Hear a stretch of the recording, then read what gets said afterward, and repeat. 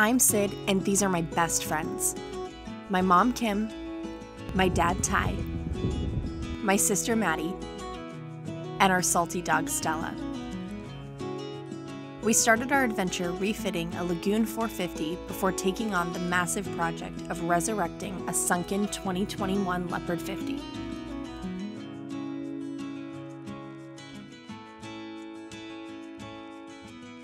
It's been one heck of a ride, but we're on this adventure to die with memories, not dreams, and live dauntless. All right, I am going to give you a first glimpse on what we left when we raced out of here to make it to the Annapolis Boat Show. I think the title of this video has to be Hoarders, question mark? Oh my gosh. So literally you have a short pathway to get in here, and then it is just packed in here. And then my cabin is not much better. Just packed. And of course, before I can go to bed tonight, this has to be taken care of. Okay, Ty is in New York and he is provisioning for being chef extraordinaire on the 110-foot motor yacht that he is going to be helping deliver down to Charleston. And I need running water on this boat. So we think from our conversations before we went to the Annapolis Boat Show that this, which is a filter, is causing the problem. This is original from the boat when it sank, and we think that this actually has got a slight air leak in it, and it's preventing the system from pressurizing. So what I need to do is remove this from the system and reconnect the system, this line to this Y, and cross your fingers. That's going to solve the problem, and I'm going to have running water. So we're going to try and do this. I think I can do it. So I know you can do it. I'm going to do it. Sid's going to film me, and hopefully if I fuck up, we'll get it on film. So, but I don't think I will. I think I'll be fine. So the first thing I need to do, I put this bucket underneath here. I know Ty has no problem with water going in the bilge, but I don't particularly like it. So I'm going to try and capture a mess if I make one. So the first thing I need to do is pry off this little retainer clip. Those things are a pain in the butt. And it's a pain in the butt, and I have very weak nails by genetics. So I'm gonna try success and do it without hurting myself, which I did. So the first thing I need to do is pull a little bit of extra slack so that I've got some slack on this. And then I'm supposed to push in.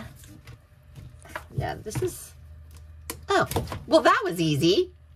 That was really easy. He made it seem like it was going to be so hard. So I did phone a friend. I called Ty and I said, how am I supposed to do this? And he said, just take it apart. So he told me about the retainer clip. He told me I was going to have to push in and kind of like a Schrader valve and push this in and pull it out. But that was way easy.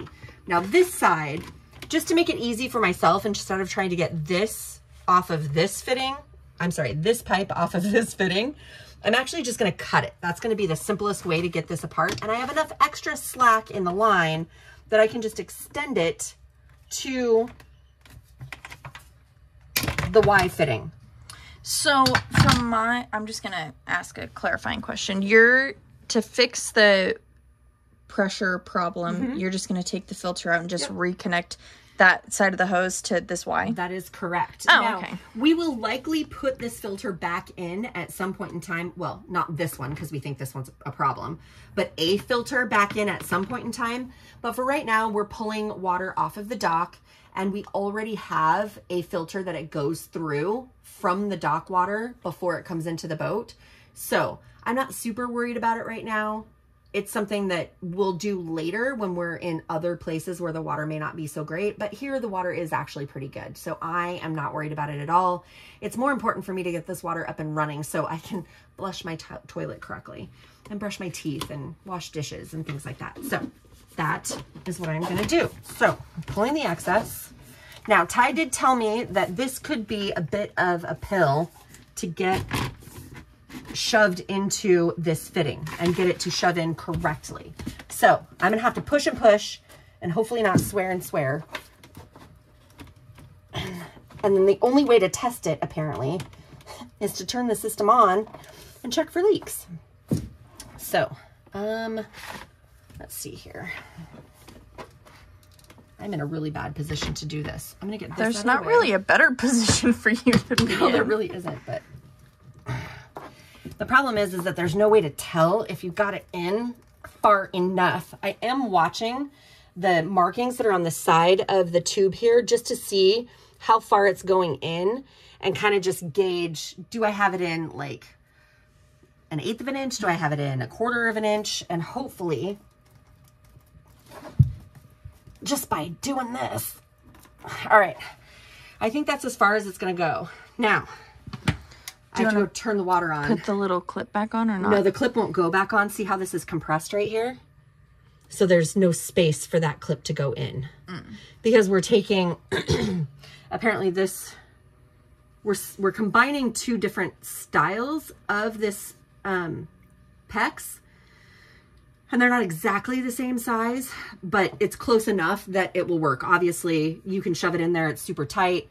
Right. And the retainer clip just doesn't even fit. There wasn't a retainer clip on this either, on either side. Oopsie, there's water in there. Dang it, I was so good. So it won't be a problem. And again, This is temporary. Yeah, so. I mean, this is just so that I can get the water operational in the boat. And then we will refine the system a little bit later. That's later's problem. But for right now, cross your fingers, guys. I'm going to go turn the water pump on. I'm going to put my little bucket here just in case. I'm going to hope I don't get sprayed. And Sydney is going to yell if something crazy happens. But if I screwed up and it doesn't work, she's going to get it on camera. That's her job. So I'm here to catch the mistake. That's right. Or the success. Or the success. We're going to cross our fingers for success. Okay, are you ready? I'm ready. All right. Pump on. Nothing's leaking. Woohoo! Okay. Would it leak right away? Not necessarily, because I think I have to prime it.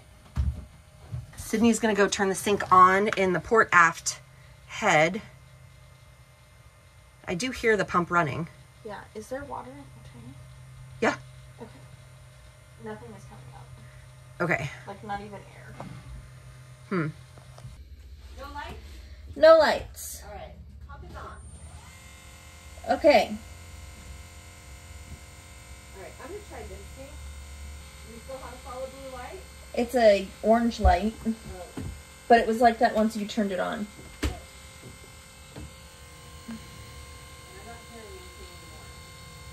Turn it off. So we're probably gonna have to suck on that hose. I don't either. Look, and now it's flashing green. Okay, so Sydney and I just had a combined revelation. She is down here holding the pump up. So we tried to see what was going on because the water, we could see it in the line down there. There was a big air line. Sorry, there was a big, like, it was full up until like this last inch of hose. Yeah. Didn't have water in it. So I picked up the hose and it started to make a different sound, but then the pump cycled. So then I was like, let's cycle it again and see. Yeah, Mom was like, maybe the pump has to be straight up and down. So she went to go cycle the pump, and I am holding it up, and it like kicked immediately. And it was immediately. It didn't even prime it at all. Mm-hmm. It just went. Yep. So I think we took that filter off for no reason. The pump just had to be straight up and down. Okay, so now we have to figure out, because I'm not mounting it there, how to kind of prop it up so that it stays straight up and down in there. So, yeah. Problem solved, man. Way to go. Way to go. High five. High five-ish. Okay. All right. I'm going to get Sid out of this awkward position and see if we can figure out how to prop this guy up. Okay, so Sid and I leaned down in there, and we don't have the best solution in the world, but I think it's a good temporary solution that will get us by a couple of days until Ty can get back here and figure out where he wants to mount this pump. So we identified through a little bit of trial and error that if the pump is straight up and down... Ooh, sorry, Blair Witch. I apologize for that. Well, you're the one that has to edit it. If the pump is straight up and down, it actually primes like immediately without any problem. And then we can go to the faucets, turn them on, and they all operate great. When the pump is laying horizontal instead of vertical, it actually, I know the pump should work in either setting, but it's not. So at least that's the way my brain sees it. That's how it seems, because when it was on its side, it wasn't working. But as soon as we put it straight up and down, it worked perfect. So I'm gonna call this a win. First of all, I didn't have any leaks when I cut out that deal, and I still think that that was causing an air gap in there that was causing a problem. So I still think that that one was part of the issue. This is either we've gotten it primed and it doesn't need to be straight up and down and it can lay flat, but because we got success with this, and because I'm here pretty much by myself until Ty gets back, Maddie and Blake will be in and out, Sydney will be in and out, Mike will be in and out. I just figure it's probably best if I just leave it like this. I can open up the hatch and check it every so often and make sure that we're all good. But in the meantime, I have running water, and I did it. Should we show them? We did it. We did it. Sid was with me. Should we show them our solution? Yeah, guys, it is definitely this is the heavy side of the pump, and we just draped the line over top of this bucket that's being held stable by these two lines so that it sits straight up and down. We had a couple of complications. Number one, I would have just set the pump in the bucket, but it was putting pressure on the lines, and I didn't want that heavier pump with the pressure on the bucket on the lines. I thought that that was a bad idea. So, but this way it's sitting on its base, and the lines are just helping stabilize it. Right. And we've turned the water on and off, so the pump stays secure when when it's activated and actually pumping. So that's all good. And there's nothing blocking or obstructing the bilge. So in the event that there is a breach at all in the system, the bilge still has free and clear access for the water to drain into the pump, and the pump will work correctly. So I think that we have a good solution, and I have running water. Go us. Woo! Good job, Sid. Thanks. Thank you. Okay, so one of the things that I had to do when I got back was double check the voltage on our 12-volt battery bank. The 48 volt is essentially kind of trickle charging it, but it's complicated and I don't totally understand all of it. I'm being 100% honest about it. But what I do know is that I need to monitor the 12-volt bank and make sure that this Victron charger that I have plugged in and hooked up to the Lynx distributor is actually charging that battery bank. So I know that the way I do that is this. I turn on my meter, and it is to read voltage. And I want to make sure that I select DC so that it's reading DC voltage. And then what I will do is on this Lynx distributor is I will, of course, test black to black and red to red. Scooch on in here and just put my leads on here to test and see. I am at 13.43 volts. So my batteries are doing awesome on the 12-volt side. So my Victron charger is working absolutely perfectly, and my battery banks are fantastic. So while Ty's gone, he knows that everything is good. Okay, I am at Fort Lauderdale International Airport, waiting here for Ty to come out from baggage claim and hoping that I don't get told to move on while I wait. So I should have Ty soon, and then we're gonna go back to the boat, and I'm gonna show him everything that I've done and hope that he is excited and motivated and happy, and yeah, so let's go. Okay, package acquired. Now I gotta get the hell out of the airport. So I gotta turn this off so I can drive. I can film. Thanks for coming and picking me up. You betcha there, eh? This is gonna be dicey. It has been a great week, but I'm so glad to be home, and I'm so tired, and I'm so happy to see my lovely bride. Yay. And my family. So, and Maddie's going away party. What are we gonna do for that kid? I don't know, but we need to do something, so. We'll figure it out. All right, all the way back to Fort Pierce. How long of a drive? It's a couple hours. Well, and it's rush hour on Friday, so Yay. It could be worse. And I have to pee, so this is a problem. I gotta get it the hell out of the airport. Apparently we have to go now. Oh my God. Pretty blustery.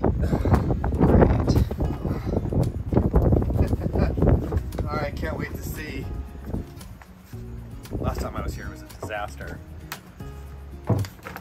What? No way. It looks good, babe. So Maddie's getting all of her stuff put together. So she's got a bag that's right here. That's her stuff. Yeah. And then this is her stuff right here. But like there's a place to sit down. And new rugs. And then yes, I did and do I can see new most rugs. of the counters. And then we'll get better video tomorrow when it's daylight, but No, I think it looks good. it's Little by little. yeah. Little by little. Good job. All Been right. hard at work while I've been gone. Yeah. Well, I tried. You did good.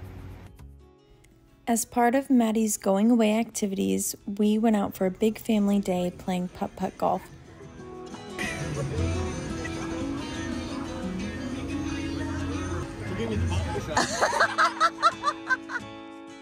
We had so much fun together, and I'm really glad that we got to spend this time as a family before she moved on to her next adventure.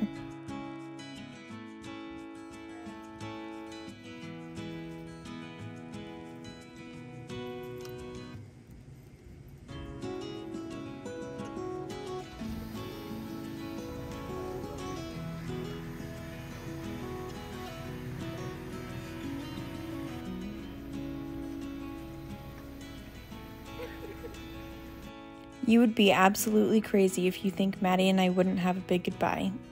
On their way out of town, Maddie and Blake stopped by mine and Mike's house to say goodbye and have one last hug before they hit the road. As you can imagine, this was a very emotionally charged morning, and neither one of us picked up the camera to capture that moment. But I can assure you that tears were shed, hugs were given, and you best believe that we've talked on the phone every single day since she left. This window rolls down. If that window rolls down, Things fall out. things fall out. Did you like Blake's creative use my strap from a backpack? To keep it from flying forward. Yeah, I think you, But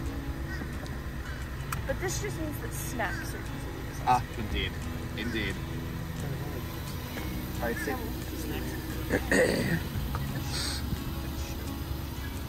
Safe travel, kids.